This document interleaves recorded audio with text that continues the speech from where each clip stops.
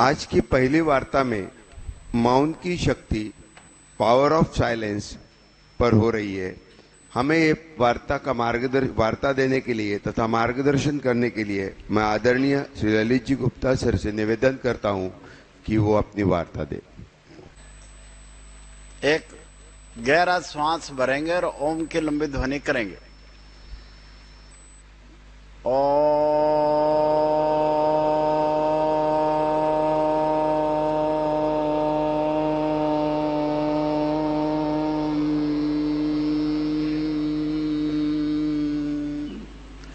धीरे से आंखें खोलें। आज का जो विषय है वो मौन पर है। मौनम परम भूषणम। मौन से बड़ा कोई भी भूषण नहीं है। ओंकार बिंदु संयुक्तम नित्य ध्यानति योगना कामदम मोक्षम च ओंकाराय नमो नमः। मौन जो है हमारा परम आभूषण है। आचार्य चाणक्य ने सच ही कहा है, जितना हम कम बोलेंगे उतने ज्यादा प्रभावशाली हमारे शब्द होते जाएंगे। ज्यादा बोलने वाले के जो शब्द है प्रभावशाली नहीं रहते। हम खुद अपनी निगाह में आए जब से हम मौन की पनाह में आए। सुषुप्त शक्तियों को जागृत करने का अमोघ साधन मौन है। We can hear the voice of God only in a silence. Kabir ji ने मौन पर सच ही कहा है, मोको कहाँ ढूंढे रे बंदे, मैं तो तेरे पास में, खोजी होए तो तुरंत ही मिलियो, सब श्वासों की सांस में। मौन से ही श्वासों के माध्यम से अंदर वाले ईश्वर को हम जो है जान सकते हैं, अनुभव कर सकते हैं। हमें उतना ही बोलना है जितने रिश्ते जीवंत रखने के लिए जरूरी है। ज्यादा बोलने से हमेशा बचें। ध्यान से समझें, वहां खामोश रहना ही सही है जहां बात बात पर बतंगड़ बन जाता है। किसी ने खूब कहा है, अति का भला न बोलना, अति की भली न चुप, अति की भला न बरसना, अति की भली न धूप। हमेशा जब बोलो संयमित बोलो। मौनी का ही मन सबसे ज्यादा निर्मल होता है। भगवान कहते हैं, निर्मल मन जन सो मोहि पावा, मोहि कपट छल छिद्र न भावा। हमें मौनी बनना है। मौनी बनेंगे तो हम ईश्वर को जो है प्राप्त कर सकते हैं। वास्तव में संसार का सबसे बड़ा डॉक्टर साइलेंस है, मौन है। हिंदी में जिसे हम मौन कहते हैं। नाद का ओरिजिन, ये जो नाद जो पैदा होता है उसका ओरिजिन शून्य है, बल्कि महाशून्य है, वही चैतन्य है। उसी मौन से ही ओम निकलता है, उसी मौन से राम निकलता है, उसी मौन से ही कृष्ण निकलता है। सृष्टि के आरंभ में भी मौन था और सृष्टि के अंत में भी मौन रहेगा। किसी ने ठीक कहा है, जिंदगी खूबसूरत है जब तक खामोश मूरत है। सुननी है अगर दिल की बात तो मौन की सबसे ज्यादा जरूरत है। जब कोई हमारा बुरा करे तो हमें बदले की भावना से ग्रस्त नहीं होना। उसे समय पर छोड़ दो, तुम्हारा बदला समय अवश्य लेगा। समय गुंगा नहीं है, बस मौन है, वक्त पर बताता है किसका कौन है। मौन के भी प्रकार हैं।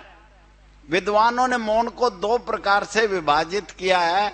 एक है आंतरिक मौन, अंदर से मौन रहना, और दूसरा है बाह्य मौन, बाहर से मौन रहना। परंतु आंतरिक मौन ही सर्वाधिक लाभकारी है। अंतर मौन साधना को हम 3 भागों में बांट सकते हैं। नंबर 1 लिख सकते हैं आप, वाक संयम, सोच समझकर आवश्यक मधुर कथन करना। वाणी का मौन, मुंह से कुछ न कहना और शांत रहना।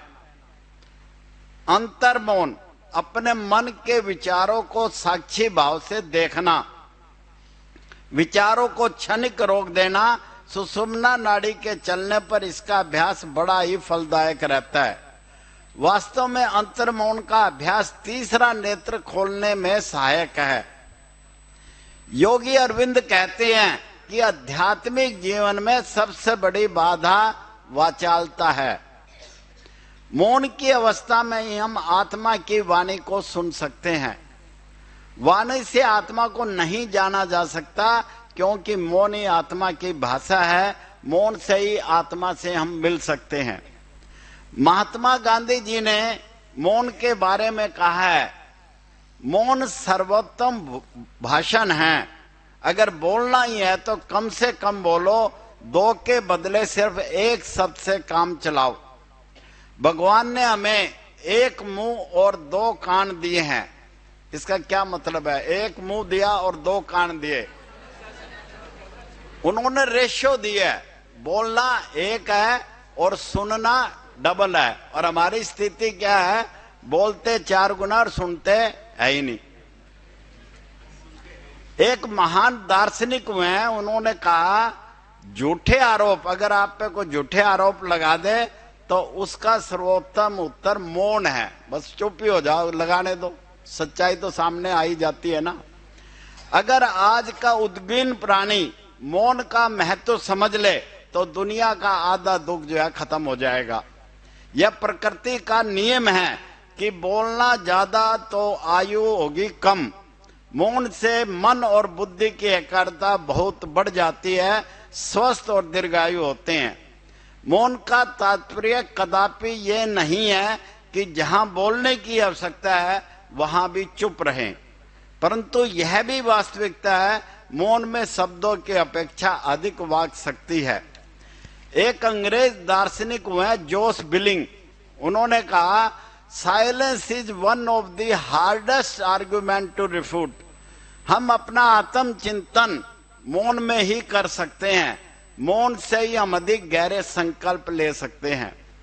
वाणी, कर्म और मन के द्वारा किए गए दुष्कृत्यों को शास्त्रों में त्रिपाप कहा गया है। मौन के प्रशय में वाणीकृत पापों से हम बचा जा सकता है।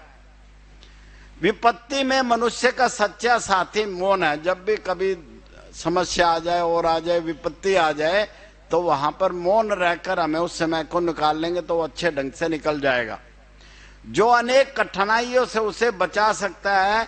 रहीम जी ने प्रतिकूलताओं से उबरने के लिए कहा है, रहीमन चुप है बैठिए, रहीमन चुप है बैठिए, देख दिनन के फेर।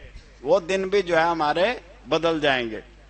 हमें 7 जगह पर अवश्य मौन रहना चाहिए। वे 7 जगह लिख लें। पूजा और योग साधना करते समय, भोजन करते समय, सोच व लघु शंका करते समय, स्नान के समय, यज्ञ करते समय, मार्ग में जाते समय, क्रोध की स्थिति में। इन 7 जगह पर हमें मौन को ज्यादा रहना है।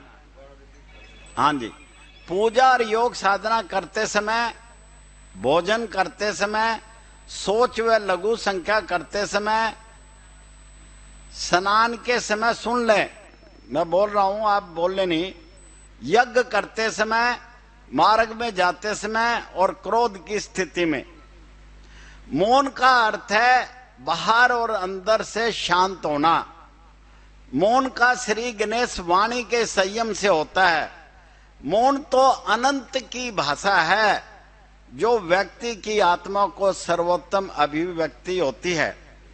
मौन का अभिप्राय अकर्मण्यता नहीं है। मौन का अर्थ है सोच समझकर और तोल तोल कर नपे तुले शब्द बोलना। हाँ जी, ये बोलेंगे नहीं जी प्लीज, फ्लो खराब होता है, आप बाद में डिस्कस कर लेना। मौन की मौन जो है ना, ये साधना का शुभ आरंभ है। मौन से ही साधना जो है हमारी शुभ आरंभ चालू होती है, और मौन से ही साधना का मध्य है, और मौन से ही साधना का उपसंहार है। मौन से ही साधना का शुभ आरंभ होता है और मौन पर ही जाकर साधना अपनी परिपूर्ण अवस्था में पहुंचती है। जब जीव मौन हो जाता है तो ईश्वर की वाणी मुखरित होती है, उसी को अंतर मौन ध्यान बोलते हैं। मौन अभ्यासी में ऐसी क्षमता आ जाती है कि वे दूसरे के विचारों को आसानी से जान सकता है, आवश्यकता हो तो उन्हें बदल भी सकता है। मौन अभ्यासी का कहा हुआ एक एक शब्द श्रोताओं के हृदय में प्रवेश करके उनके जीवन में आमूल चूल परिवर्तन कर देता है। इस तरह वह पुण्य आत्मा दूसरों का परोपकार भी करता है। हम अपना आत्म अवलोकन, आत्म चिंतन तथा आत्म मंथन केवल मौन रहकर ही संभव कर सकते हैं। वस्तुतः मौन और एकांत साधक की आत्मा के सर्वोत्तम मित्र है। अंग्रेजी में कहावत है, speaking is a silver but silence is a gold. मौन मानसिक उपवास है।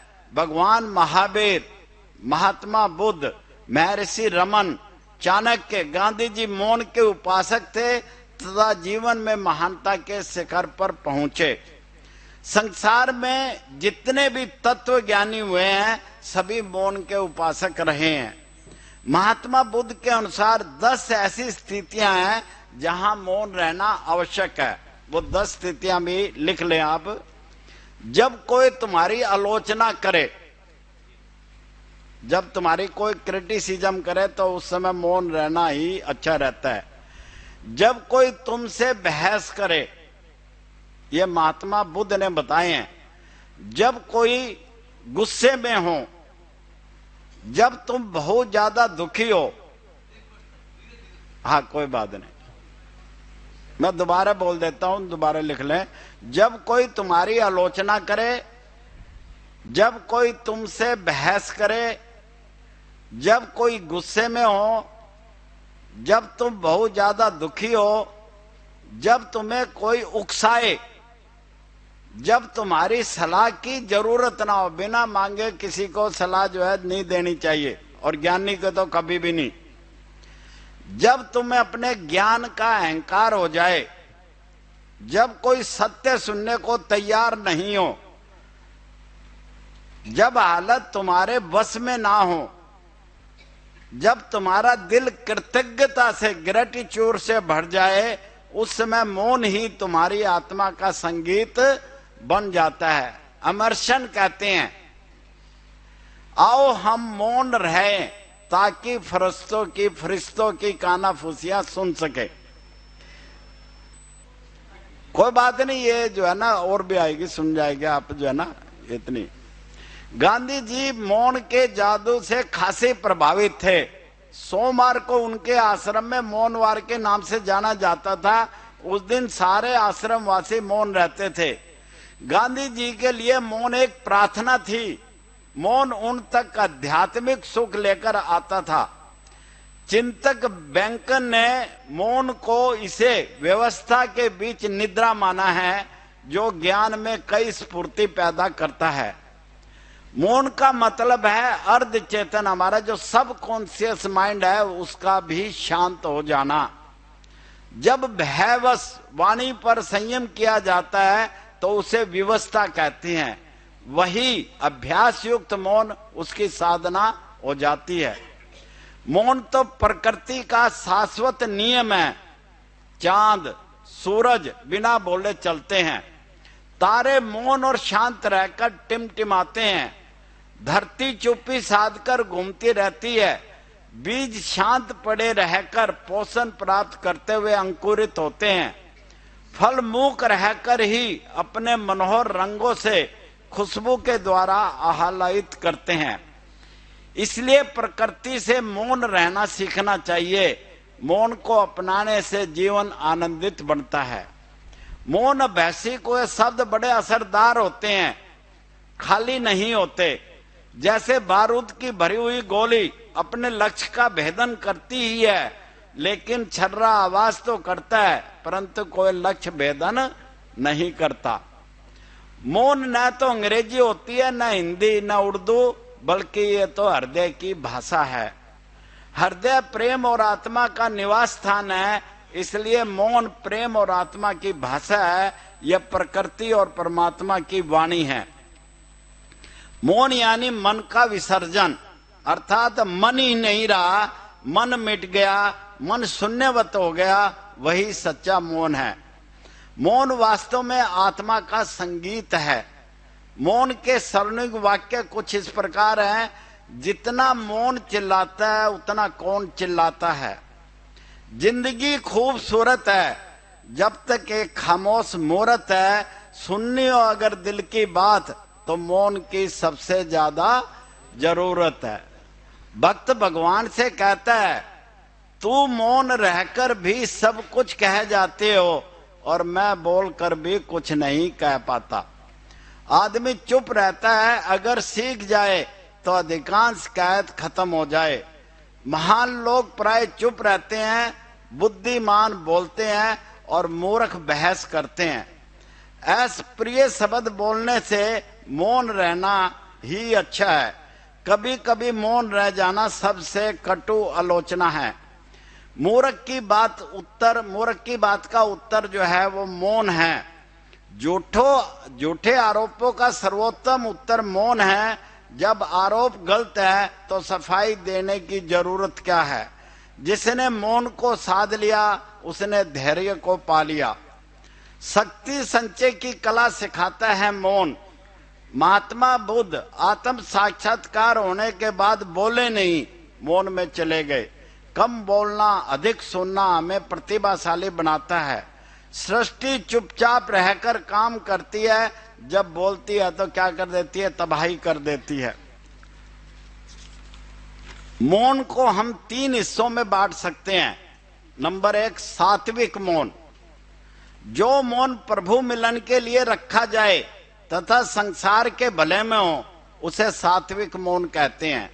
राजसिक मौन, जो मौन स्वयं के लिए है, आत्मा स्वार्थ रखकर, अपना स्वार्थ रखकर किया जाता है, उसे राजसिक मौन कहते हैं। तामसिक मौन, धर्म के विरुद्ध कार्य में मौन रहना तामसिक मौन कहलाता है। द्रौपदी चीर हरण के समय द्रोणाचार्य, कृपाचार्य और भीष्म पितामह का मौन तामसिक मौन की श्रेणी में था। मौन आंतरिक तप है। मौन मन की आदर्श अवस्था है। मौन मन का अलंकार है। मौन ये जो मौन के प्रकार जो हमें सप्रयास मौन और अप्रयास मौन, पहले हमें सप्रयास मौन की आदत डालनी होगी, फिर वही अप्रयास मौन में बदलनी होगी। भोजन के समय ये नोट करने वाली बात है, मौन रखना शुरू कर दें। भोजन के समय मौन रखना शुरू कर दे। जीवन में सभी घरेलू समस्याओं का समाधान आसानी से हो सकता है। 365 दिन भोजन मौन रहकर रखने से घर से स्वर्ग का सा आनंद आने लगता है। 108 प्रकार की जो हिंसाएं होती है वे भी मौन से जो है कम होने लगती है। ध्यान और मौन ये इंटरलिंक्ड है। मौन की भाषा में जो शक्ति और शब्दों में नहीं है। मौन जो ये प्रसिद्ध हमारे सितार वादक हुए हैं पंडित रविशंकर जी, वे लिखते हैं, प्रसिद्ध सितार वादक पंडित रविशंकर कहा करते थे, जब उनका अंतर्मन मौन और शांत होता था तभी उन्होंने पत्तों के हिलने की आवाज को पहचाना। तभी उन्होंने महसूस किया कि आकाश के मेघ कितनी लयबद्धता से सरकते हैं, और इसी पहचान की बदौलत उन्होंने संगीत के सच्चे रूप को जाना। दरअसल मन जितना शांत होगा आनंद भी उतना अधिक होगा। पंडित रविशंकर जी ने अनुभव करके बताया, जब हम समर्पित होकर कर्म में जुटते हैं और हर चीज की जीवनता को अपने एहसास में महसूस करते जाएंगे, तब हमें अपने आप को उस शक्ति का हिस्सा पाएंगे जो सृष्टि के मूल में है। उस आनंद को भी महसूस करेंगे जो प्रकृति के कण कण में है। तो अंत में मैं जो है ये कहूंगा, मौन और चुप्पी, इसके अंदर भी भेद है।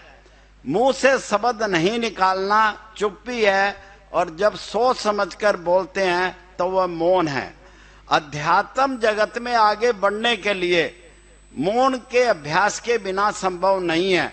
हमें प्रतिदिन कम से कम 10 मिनट मौन का अभ्यास हमें रोज अवश्य रखना चाहिए और धीरे धीरे इसे बढ़ाना चाहिए। मौन साधना है महान साधना, इसके बिना अधूरी है आराधना। जो जो मौन का अभ्यास बढ़ाएंगे नश्वर से विरक्त होते जाएंगे, जीवन का प्रतिफल आनंद ही आनंद पाएंगे, जीवन का प्रतिफल आनंद ही आनंद पाएंगे। ये धन्यवाद। और अब मैं जो है ना एक बात आपको कही कि भोजन करते वक्त हमें जो है मौन रहना है, और जीवन के अंदर, परिवार के अंदर, घर के अंदर मैंने अपना भी अनुभव किया और इस पे मैं खुद भी अभ्यास भी कर रहा हूं कि भोजन करते समय आप 2 बारी करते हैं, 3 बार, उतनी देर तो आप चुप रहना शुरू कर दें तो आपको घर के अंदर आनंद आना चालू हो जाएगा। तो इसके लिए सभी दोनों हाथ ज्ञान मुद्रा में बनाएं, कमर गर्दन सीधी करें, आंखें बंद। अब आपने जीवन के अंदर घर को आनंदित बनाने के लिए मौन का संकल्प लेना है। मैं आपको बोलते जाऊं, एक गहरा श्वास ले और ओम की लंबी ध्वनि करेंगे।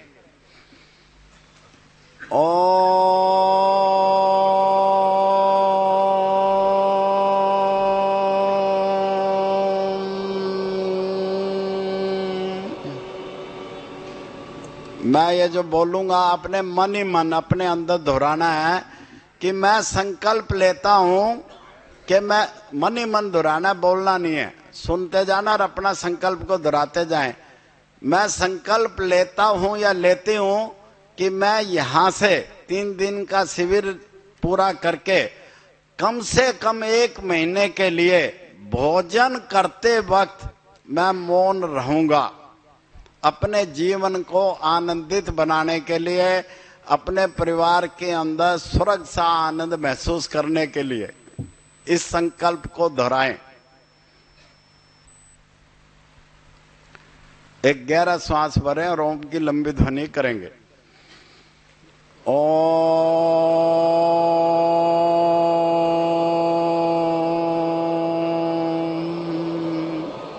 धीरे से आंखें खोलें, ईमानदारी से बताएं किस किसने संकल्प लिया है।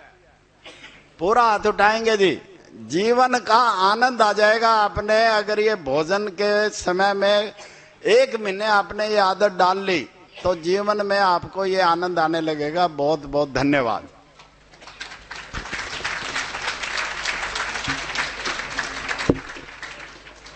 धन्यवाद सर। आपने मौन के प्रकार, मौन का अर्थ, मौन के फायदे और उसके लाभ के बारे में तथा कौन सी 10 स्थितियों में हमने मौन रखना है इसके बारे में बहुत अच्छी तरह से हमें अवगत कराया है।